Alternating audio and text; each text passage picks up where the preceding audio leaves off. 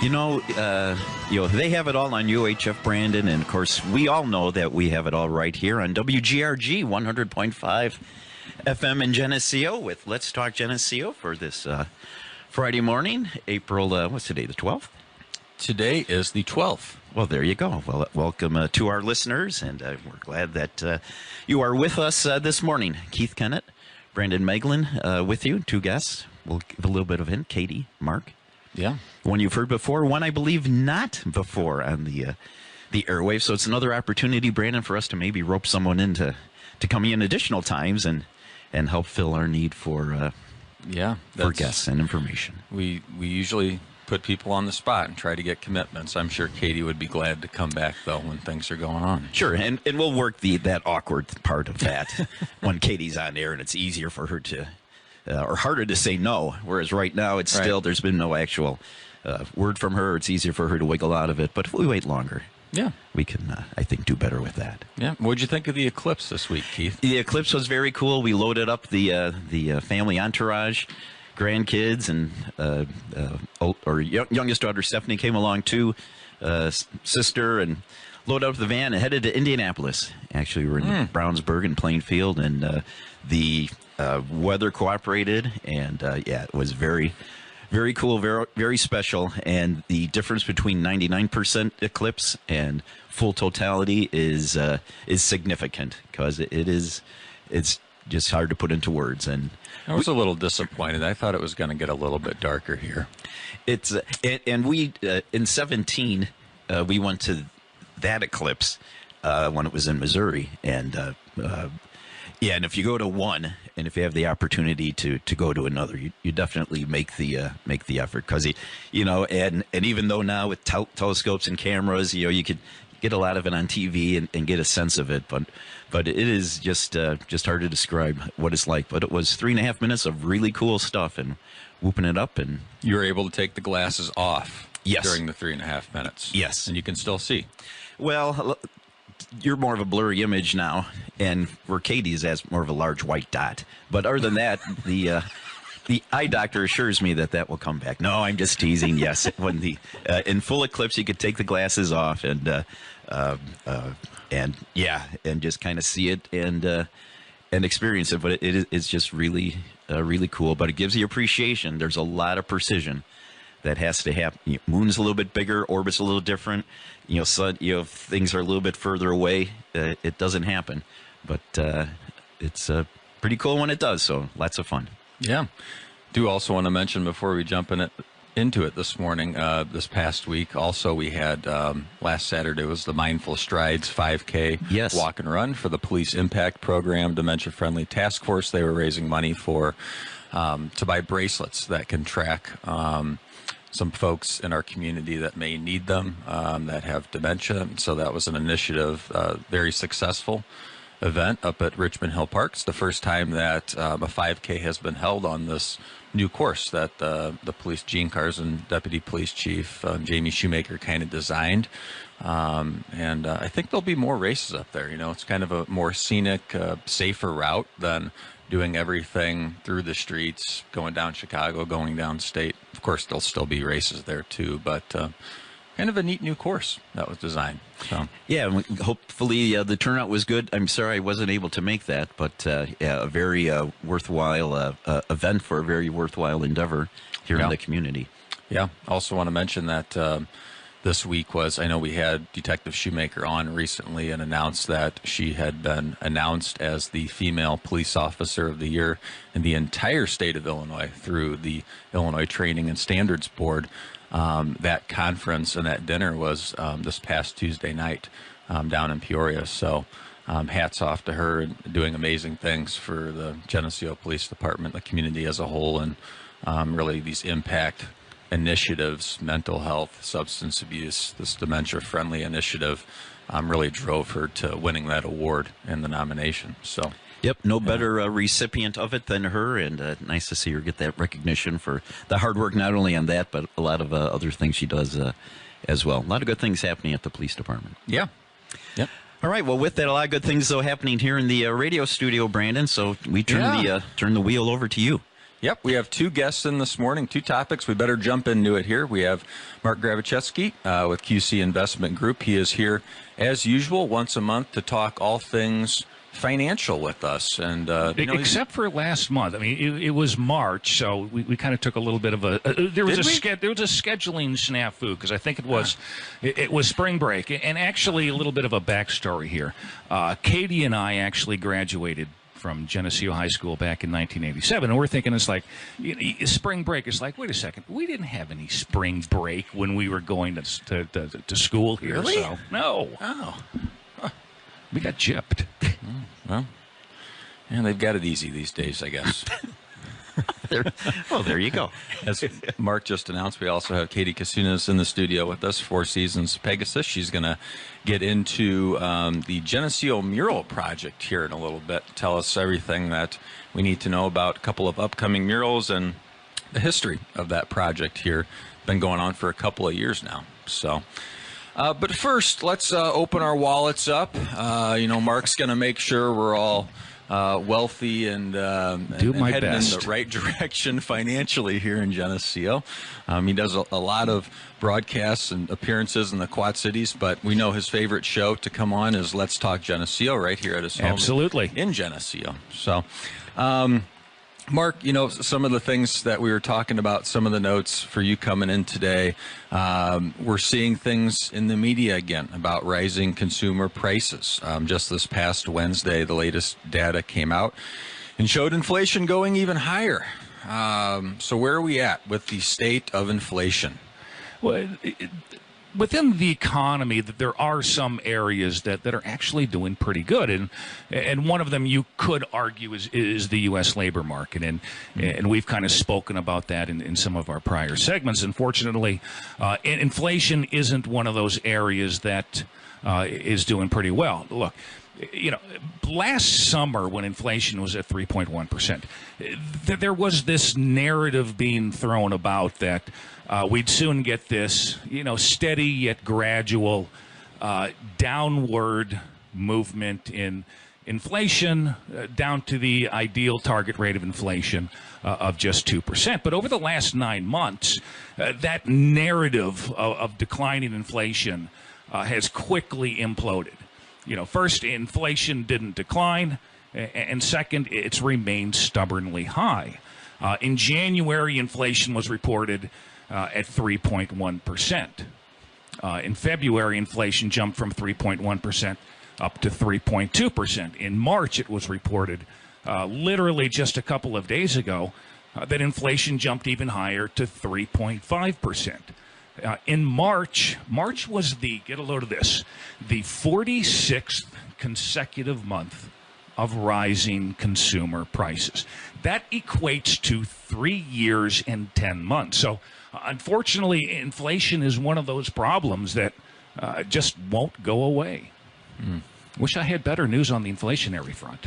Yeah, we may have to change him to a quarterly guest. I don't know, Keith.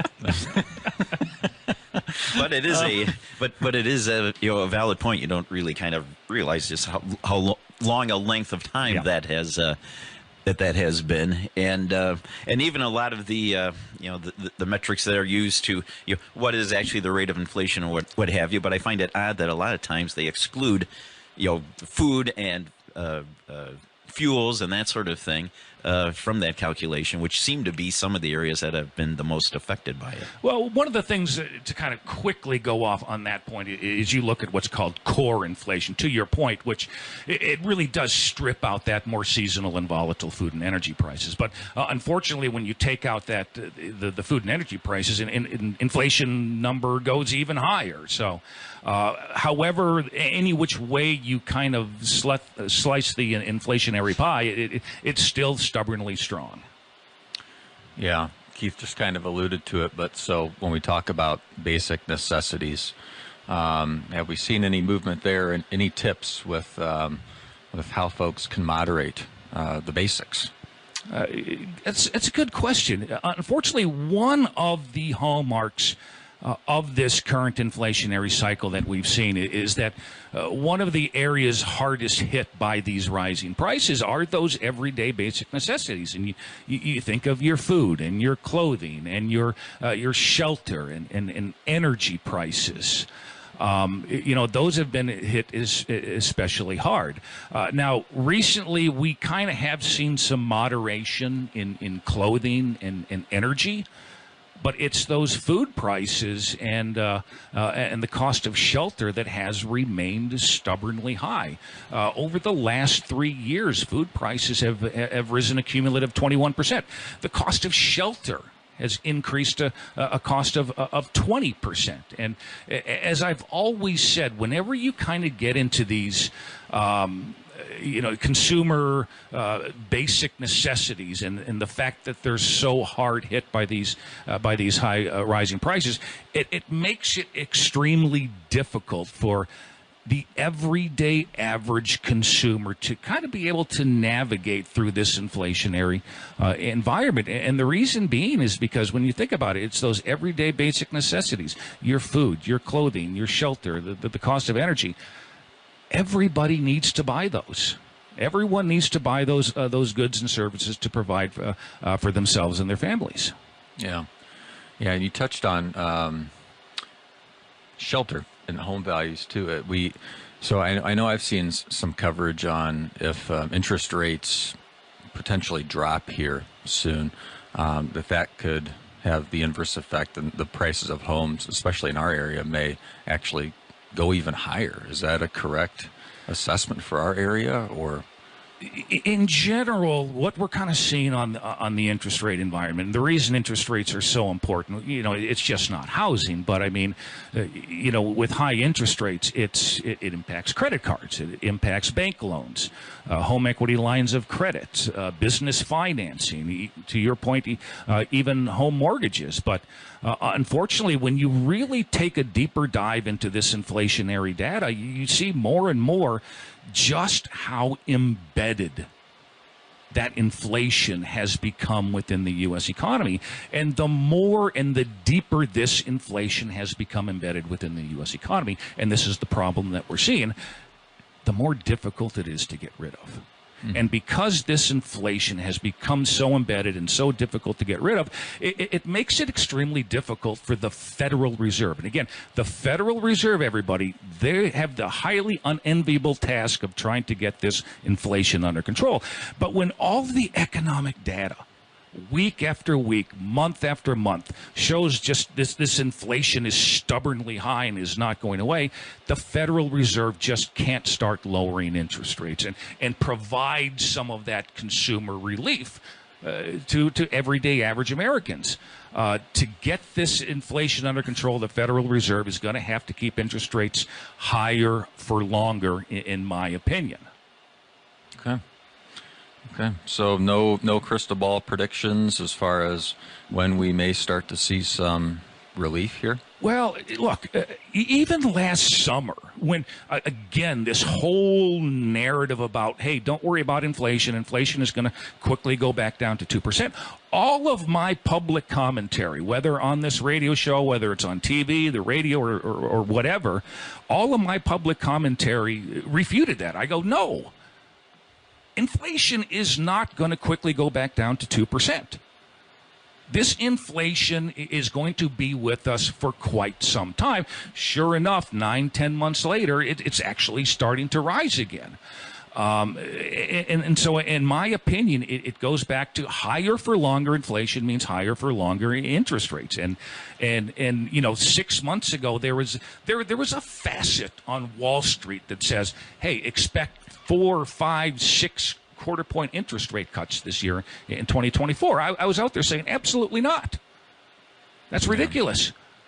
The Federal Reserve can't start cutting interest rates when inflation is so high. Yeah. And so now we're seeing a little bit of choppiness in the stock market, and that's being caused by Wall Street realizing, okay, we're not going to get 4, 5, 6 quarter point interest rate cuts this year. Maybe we get 1 or 2. That may even be a little bit too optimistic. Based on this, we're in March, inflation it jumped to 3.5%. Yeah. And so that clock is gradually ticking over the course of 2024 for the Federal Reserve to be able to start lowering interest rates. So, look, the labor market, God bless it, it's thriving. It's doing quite well. I don't want to say one negative thing after another on the U.S. economy, but this inflation problem, in my opinion, isn't going away anytime soon. Yeah. Keith and I sit on an economic development committee for the city here, and tying it back, to the home market in Geneseo. One of the things we talk about quite a bit, and we're fortunate that our trend for new home construction here in town has still been on an upward swing. We have currently 8 new homes, residential homes, under construction. A couple have been completed. We've kind of been hanging at that 8 number now for 4 months, I think. Completion starting, but the inventory of homes on the market, selling homes has still been very low. Very low. There is a differentiation out there between existing homes and new homes. New homes are kind of struggling because you have a home buyer that more than likely has locked in a 2.5%, 3% refinanced mortgage, and now that person is it's hard for that person to sell that home and go into a new mortgage that's currently between 7 and 8% on that's an existing home. If you're home construction, there's many cases, especially in the bigger cities, where it's actually cheaper to build. Yeah. To rather than finance at a 7.5%, or recently over the last couple of months, those 30-year mortgage rates got up to over 8%. So in a couple of those big city environments, it's cheaper to build. And there is a lot of even perception on that. I can remember when we were looking at our first home and what have you, but interest rates were above 10%. They're like 12% or what have you. And coming out of the 70s and early 80s and stuff, we thought, wow, that's a bargain. It'll never go below 10% or what have you. Of course, then we get accustomed to the low interest rates, and just as Mark is saying, you're sitting in a house, you maybe want to move, you want to upsize, what have you, but I'm going to walk away from my 2.5% mortgage and grab an 8. I don't think so. So that, so that's kind of an unintended consequence, though. But there's all those unintended consequences that ripple through the economy in obvious ways and some less obvious ways. But it even seems, and we've noticed it some here in town, Brandon, and probably Katie could speak to this too, in that it's kind of the discretionary spending is where the squeeze starts to happen. Yep. And probably if you talk to restaurant owners or business owners in town, they would see that it's, things aren't bad, but it's a little tougher out there now. And, but the concern becomes, though, if it kind of remains the status quo, as that becomes tougher, well, now that's kind of one other ripple that comes, and another ripple, and before you know it, it's a little, overwhelming. So we're in a bit of an interesting situation, and but it's good to have knowledge and options on what you should do, though, with the reserves you have, and what makes sense economically. And if you're somebody that's 65 and looking to retire versus somebody that's 25 and starting their career, and you try to plan in all this, and a lot of times, though, you really don't have a lot of control, though, on most aspects of it. Well, and that's to your point, Keith. There, it's just this interest rate environment is so new. I think America, for decades got used to this concept of very low interest rates. Yep. 5 years ago, a high interest rate might be 4.5%. Yeah, and you're squawking and going, that's outrageous and stuff, and it may. But then everybody has set everything up, and even in the business community and stuff too, you get used to 1% rates, or for a while 0, but basically free money, and you have everything structured on that. Well, now those bills are coming due now also. Yeah. So and that's really kind of, anytime you see a little bit of choppiness, even in the stock market we've seen recently, it's not to get too far off course, but that this interest rate concern is really kind of, you see it occasionally in the stock market, where on one hand, all of this excitement excitement, this energy over artificial intelligence has really kind of created this upward enthusiasm in the stock market. But every couple of months, and we've seen that recently, there's a butting of the heads where all of a sudden this concern that inflation isn't going down, it's still embedded, it's still a problem. The Federal Reserve is not going to be able to start lowering interest rates anytime soon. So we get a little bit of a pullback and or some choppiness in the stock market, kind of what we've seen recently. So you even see that concern over interest rates play out in the stock market for you investors out there, and I know there's a lot of them out there. Well, good information as always, Mark. We'll try to end it on a bright note. And we have some glimmers of hope there, but I guess if there is a bright note, though, too, it isn't something that as a nation we haven't faced before. But yeah, just hopefully we can figure out a solution and stick with it, and maybe take a bit more though of a long-term fix for it, as opposed to just kicking the can down the road. And that's before I kind of sign off here. You're right, Keith. The key word with interest rates, with the stock market, it's patience. And I know that can be strenuous. Approaching 4 years of high inflation, that wears on people. But it's patience. Don't jump and make a wrong decision out of timeliness. Boy, and I'll tell you, it sounds like this, Brandon, where I wish that I had that money I sent to that Nigerian prince 6 years ago, but it would be handy to have that now. But well, you can get it back, I'm sure. Well, just ask nicely, Keith. I have. They've stopped responding to my emails. Yeah. All right. Well, we're going to switch gears now. Katie has been patiently waiting in the wings here to switch gears to a little bit of art talk. Katie Kasunas, thank you for being here. First time on the show. What we like to do, and I didn't prepare her for this, with first-time guests on the show, is maybe just a brief intro on, I know that, Mark already mentioned that you guys were classmates here in Geneseo, but your history with the town and in the business community. Yeah, maybe just 20, 30 minutes. Yeah. Well, thank you for having me on. I really appreciate it. So I've certainly born and raised. Mark and I are classmates, the class of 87. Go class of 87. It is the best class. But my dad started Four Seasons 62 years ago this month. And actually, my mom started Pegasus 32 years today. Wow. Today is the Pegasus anniversary. Well, how cool. And so, my dad has worked so hard to keep our downtown bright and beautiful. And I'm just honored to continue that legacy. Excellent. Excellent. So one of the ways that is being done, which we're going to get into now, is through the Geneseo Mural Project. This has been an initiative that Katie has really led. It's a Chamber of Commerce committee. So let's jump into it. Katie, can you kind of give us the background of this? Is all about public art and it doing positive things for our downtown business district. Why is public art important to a place like Geneseo? Well, it's kind of a two-phased approach to public art. It certainly adds a lot of community identity. It fosters pride and a sense of belonging. And it also enhances the quality of life. But also on the commerce side, it certainly adds to tourism. People are coming to our town. They are seeing these murals. They're taking pictures in front of them. And it really creates that nice draw to our community and a sense of community. Yeah. So when did the Geneseo Mural Project initiative start? So it wasn't that long ago. We started in 2022. We had a little bit of money in the chamber that was designated. And then we approached this project with the intent of really coloring the town. And we have a great committee. The committee is really a diverse committee, and we really have a lot of fun really working on this project. It's not been without its challenges, but that's actually made it fun. Yeah.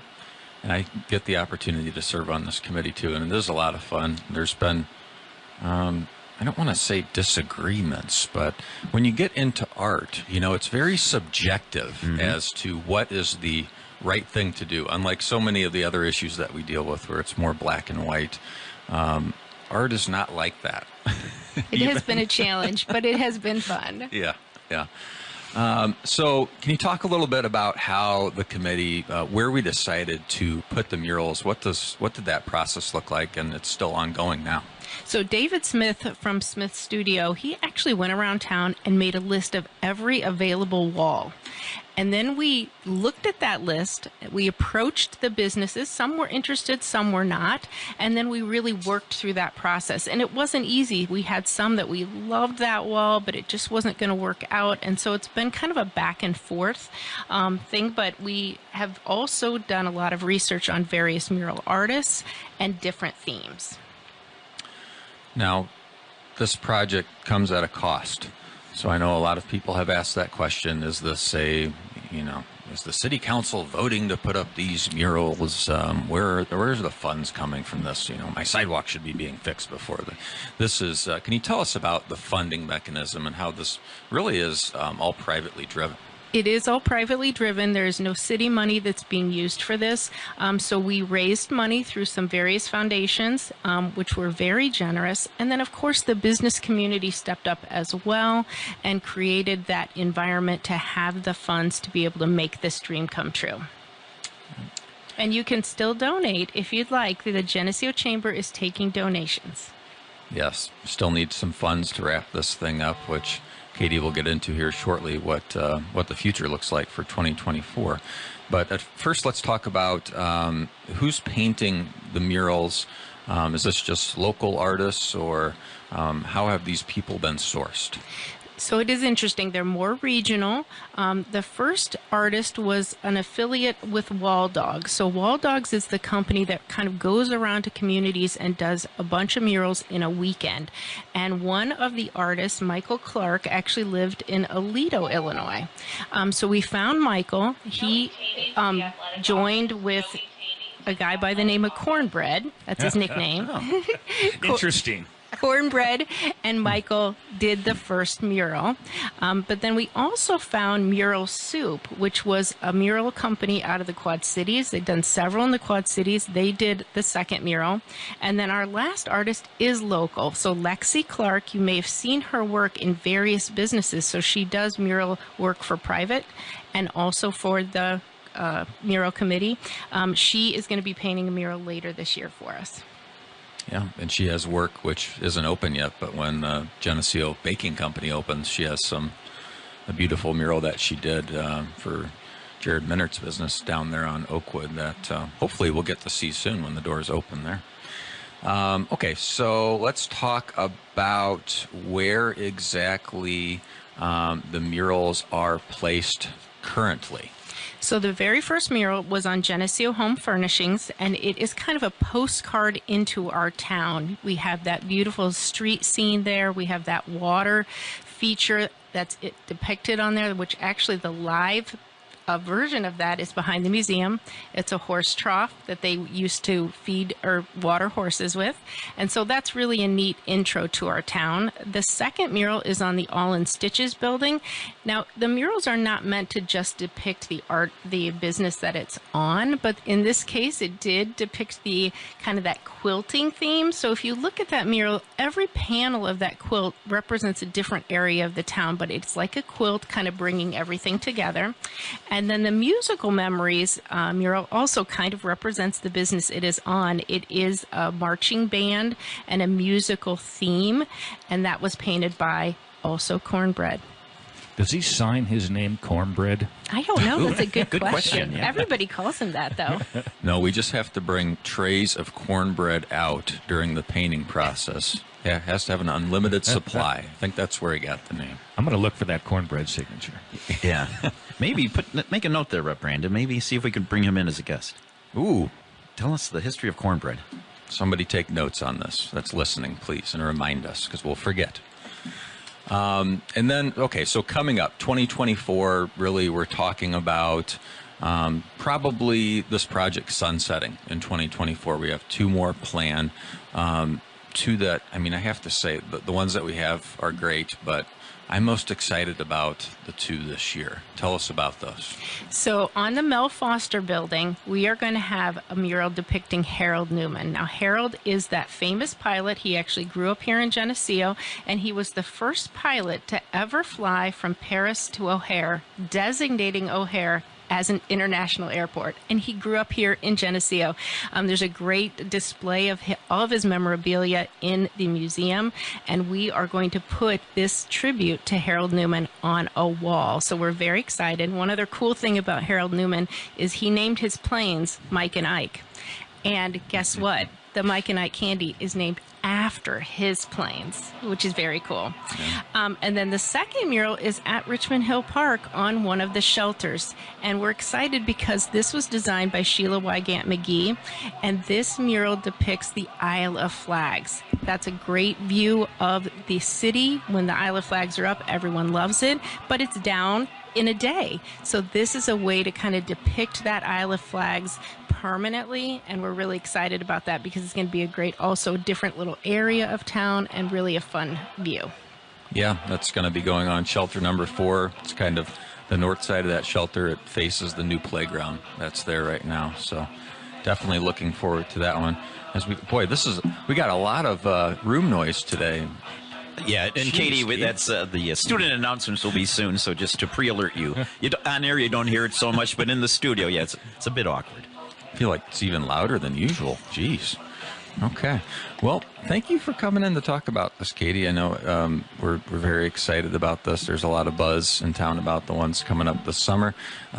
So we said June is the projection party for the Harold Newman. Right, that's correct.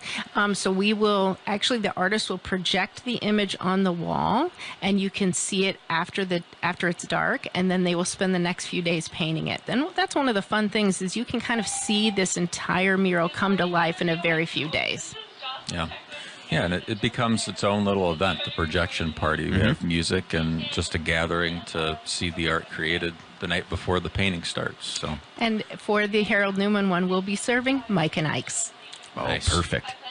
Nice. Okay. Looking forward to all that. Thanks for coming in, both Mark and Katie, this morning. Good to see you guys again. Yeah. And congratulations, Katie, again to Mom and Dad and the family and all the efforts. A very integral business, not only to Geneseo today, but certainly in the past. And their work, whether it goes to the streetscape or, there's a lot of things in this community that are because of the efforts of them. Yeah. Thank you. A couple other brief reminders. Check out the city website, city Facebook page. The ice cream social schedule has been posted for this summer. You can check out the dates and the bands that'll be playing in the park, along with the nonprofits that are being supported there this summer. This Saturday is the indoor spring farmers market. This is going to be at the Moose Lodge from noon to 3. It's going to be nice this weekend. Encourage everybody, go out, walk down State Street, check out the businesses, maybe walk down to the Moose, check out the indoor farmers market. Should be a great day for it tomorrow. And then the Art Walk coming up on April 27th, kind of the first big chamber outdoor kickoff event of the year on State Street. And that's all I have for today, Keith. Yeah, lot of good stuff, and we'll probably just talk about this briefly, but some comments about, I've noticed a big orange pipe sticking up in the air over by Beck's on the interstate, and questions on what's happening there. And Brandon, maybe you could share on that. Sure. So that is a new sign for Beck's, the gas station that's on the interstate there. That was approved about a year ago now. New larger sign with the drive behind that to hopefully attract more traffic to their business and to Geneseo. So we should be seeing the Pricer sign go up shortly. But that's what that pole is for. It's a new sign. And I think and I guess I probably should know this, but and they have their existing sign that had fallen into disrepair. Yeah. This is somewhat replacing it, but the existing sign then would be removed, the posts and signage and stuff, I believe, eventually as part they'll of be this. Cleaning up the old back there. Yeah. All right. Well, I think that was the only question I had, from of citizen comments over this past week. Sure.